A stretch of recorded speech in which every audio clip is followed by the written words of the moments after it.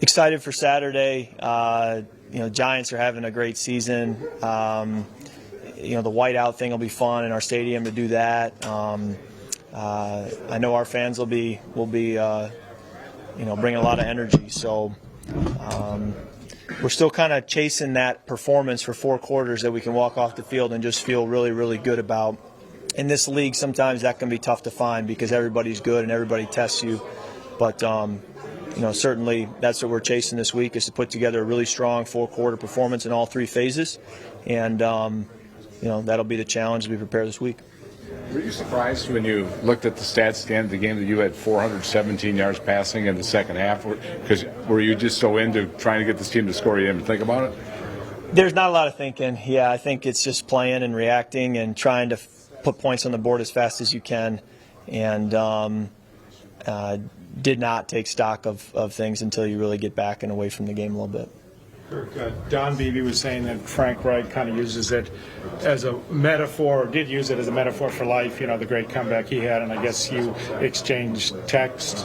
I guess, did he touch upon that, and how will you maybe use this moving forward as a metaphor in life and speeches or what have you, being the author of the greatest comeback ever?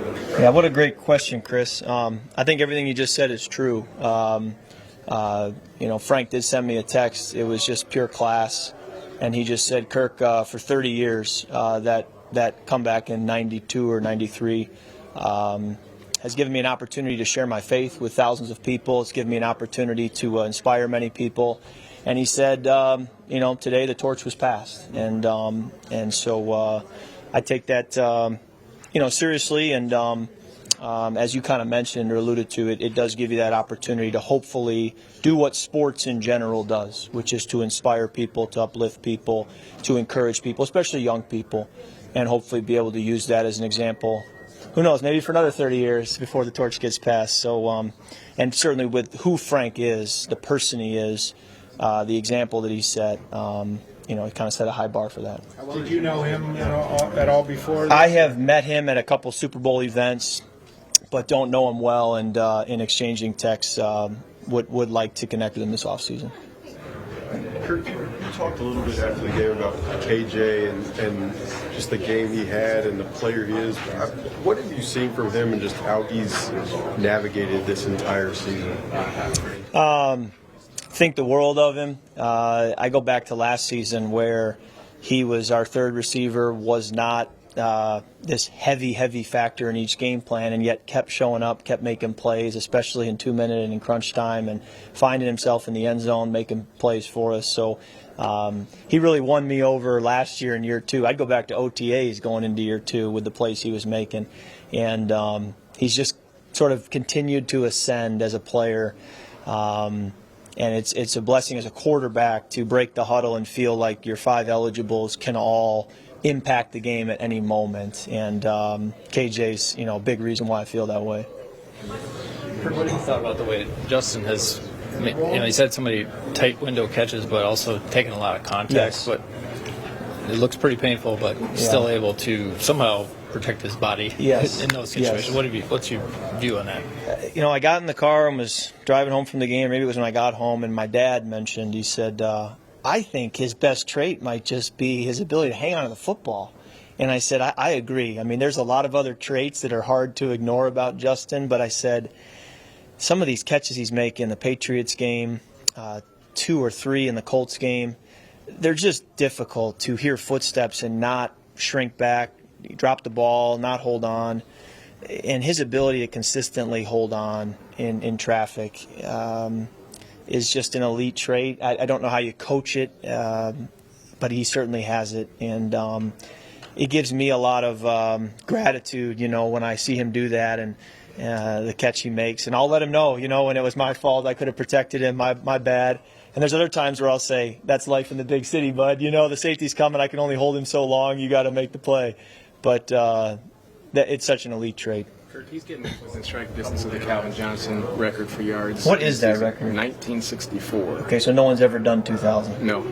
So obviously he was close, and that was in 16 games in 17. What would that mean to you if you were even tangentially a part of something like that to happen? Yeah, I think the 17 game season also, you factor that into, similar to last year, chasing Randy's record with the team, is the 17 games can change the conversation a little bit. So I'm aware of that. But you want to see your team have great success, and just behind that, you want to see your teammates have great success, and you want to see both. And so for a Justin or for any teammate to do something that leaves a mark that can point to their individual success, that would mean a lot to me. It would mean a lot to coaches. It matters to everyone, and you really want it with the team success. And if you can have both, that's what you want. Can that affect anything about the way you go about making decisions, or look, either heading into a game or during a game, knowing that that's kind of hanging there? I don't think so. I think if you get dangerously close, sort of like it did last year in Week 18 against the Bears, we really should have just been running the football, and we got dangerously close, and we said, let's give him another catch, and we weren't able to get it. I think in those moments, yes, but short of that, no. You're just playing, and I think you have to kind of play. But you also know that when you just play, history would indicate that those opportunities are going to be there. Hey, Kirk, since last Saturday's game, what have things been like for you? You mentioned getting the text from Frank Reich. Who else has kind of reached out to you? What have you been watching highlights, or what have things been like since Saturday? I think it's so important, Chris, when you lose, to not get too down. I think when you win, to not get too up, and to just stay neutral and to keep going. And so it's very important that we as a team get right back to work and focus on the Giants and move forward. And, I think the temptation can be to be stuck on Saturday. And it'll be important for us as a team to push forward. Who else have you heard from? Certainly a lot of different text messages, but I wouldn't say that it was anybody too unique. What did you think of Ezra moving downfield on that screen pass? Yeah, I told him in the locker room after the game, I said, I'll always remember that, you running there step for step with Dalvin. So, and I think it's fun whenever you call those types of screens. The linemen know this gives me a chance to get out on the edge and engage in a different type of block. And I think all those guys love that opportunity. Is that as easy a throw as it looks, or do you have to hit him specifically somewhere for him to jumpstart that type of run? I think it's probably on the easier throw on the scale. I mean, you definitely want to keep his feet in the ground and make sure it's an easy catch and make sure he can get north, everything you just said. But, I think because you can get rid of it quickly, you're not having to deal with the rush as long. I think it can be something you feel like is a bit of a breather play for a quarterback. Have defenses gotten better against the screen? I don't know on the larger sample size around the league. I do know that the screens this year have been a little bit more challenging for us. I remember, and the opposite was true. I remember in 19, I remember thinking we were throwing screen after screen and just continued to hit. Certainly is a great way to move the football when you can do it because, it tends to be higher reward and lower risk. But at the same time, Kevin Stefanski used to say they can be an outhouse or a castle. When you call them, you can have one that loses 5 or 6 yards or is dead to rights right when you go to throw it, and you can have one that's an enormous play. And he said sometimes when you call them, you don't know if you're going to get the outhouse or the castle, but you have to keep calling them. What do you think about having another veteran-type guy in the quarterback room than Josh Rosen?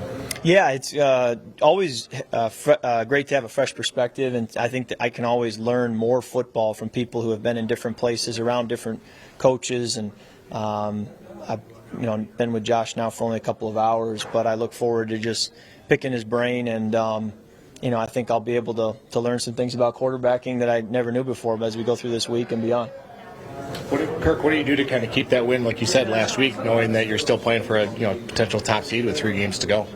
Yes, lot to play for, and so that's really the same feeling you have every week. As even though the whole division thing last week, you still feel like there's a lot out there to go get, and we'll keep working and preparing to try to go get it.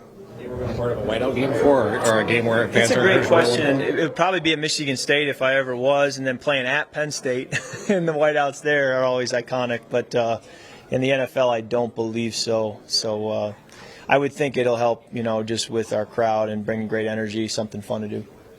Alrighty, thank you.